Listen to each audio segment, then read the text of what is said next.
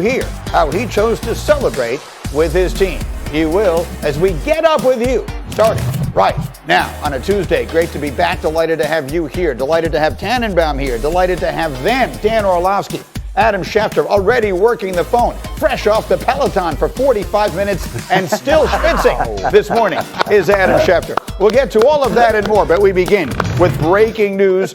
Simone Biles and a triumphant return to the Olympics this morning. Biles won a bronze medal on the balance beam in her first competition since she withdrew from the women's team final last week, citing concerns for her mental health and physical safety.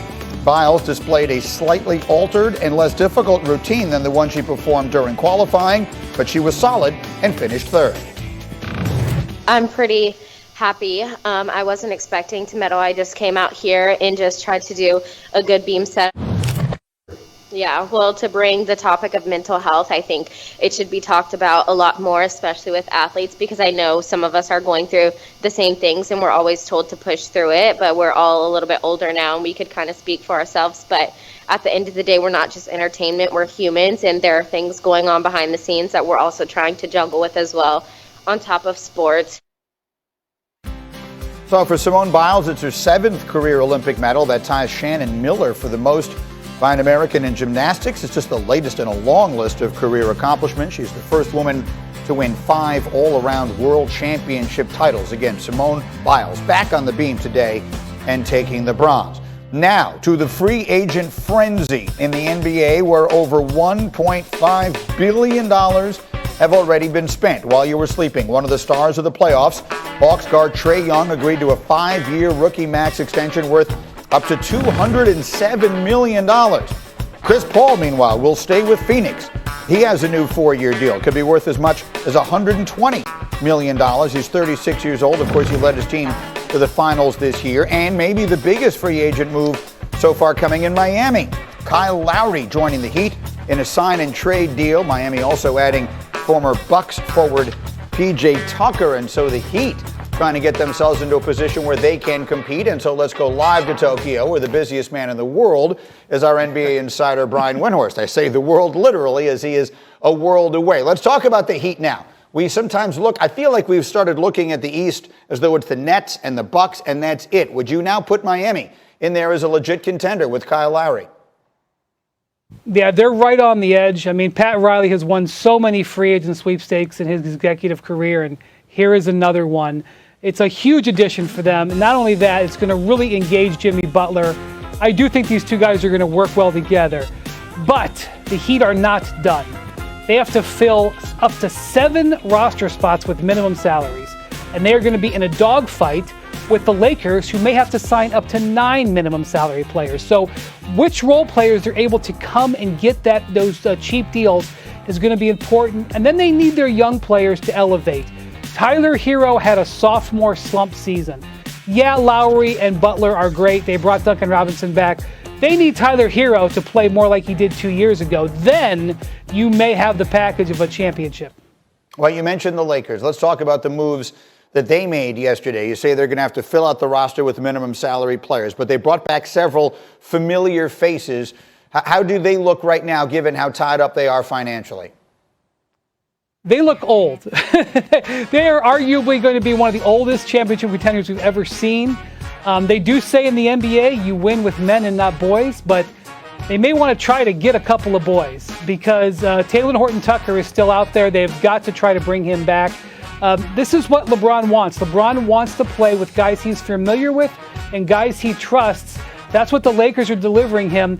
They don't need any more home runs. They've got stars in place, but they need some singles. They may have started hitting a couple yesterday, but they need some more. All right, we'll see what they can do. In the meantime, while you were sleeping, not you, Wendy, but everybody watching was sleeping, Team USA beating Spain in the Olympics there. And so after something of a slow start for this team, both in the exhibition round and then losing the opener to France, does this team now appear to you destined to win the gold medal? They're getting close. They're still not putting whole games together. They were down 10 points in the first quarter, or the first half in this one. But Kevin Durant has just been fantastic. Look, Greeny, he's the best American Olympian basketball player we've had. He's going to surpass Carmelo, I think. and he is adding to that case. He had 29 points in this one, and even if they're not great, Durant makes them great when he keeps playing like this. If he's got 2 more in the chamber like this, they're going to take gold. We'll see what happens. Again, Wendy is a man who has not slept in an awful long time. Thank you very much for staying up and getting up here with all the latest on the NBA, Wendy. Meanwhile, to the NFL and an update on Carson Wentz. Yesterday, Colts head coach Frank Reich revealed that Wentz will require surgery on his injured foot. He'll be sidelined somewhere from 5 to 12 weeks, which, as many pointed out yesterday, is quite the wide delta. Here's more from the Colts coach. Yeah, I think it was a gut punch for him for about 2 hours. Just knowing Carson, I'm optimistic. Knowing that this is a type of injury you don't have to be pain-free to play in. And I know Carson's level of toughness. I know he can play with pain. So, you have, with this injury, from listening to the doctors, you have to get to an acceptable level of pain, and then you can start playing. So that could happen early. Let's bear in mind, early is important for this team. Look at the first 5 games for the Colts this year. That is the proverbial murderer's row. And if they have to do some of it, much less all of it, without their starting quarterback, that obviously would be of significant concern. So again, let's dive into that here. Mike Tannenbaum in the studio, Dan Orlovsky ready to go. But Schefter, I will start with you. What more can you tell us about the injury, about the surgery, and about anything about as quickly he can come back?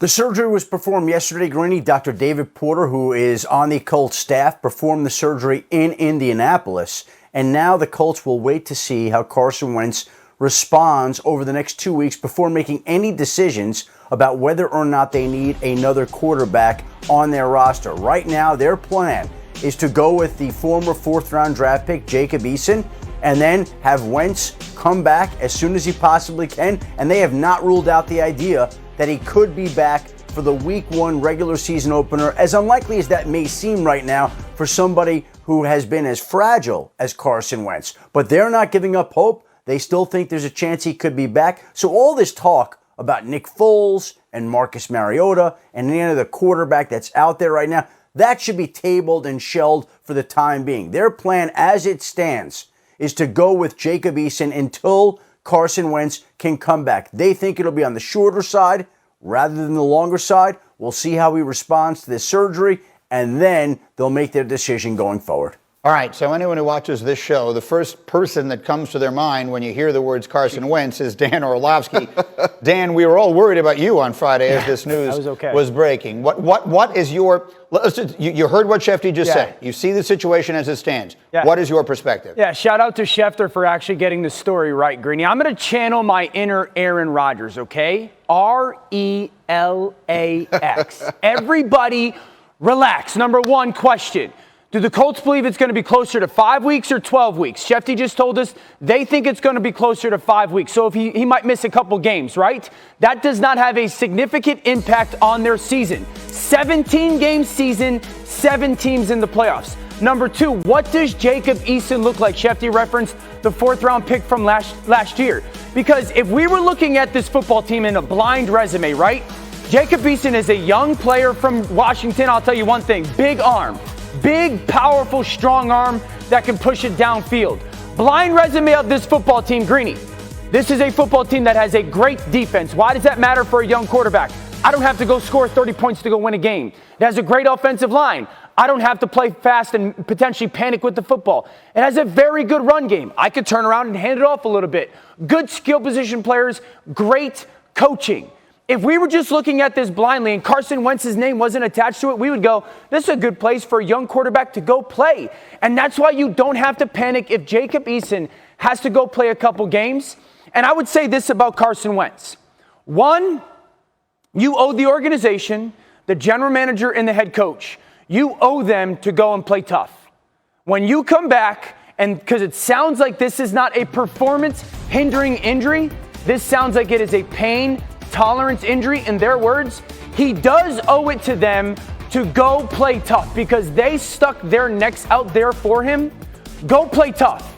Go earn the respect of your football team and go play well doing so. But the Colts just need to be patient.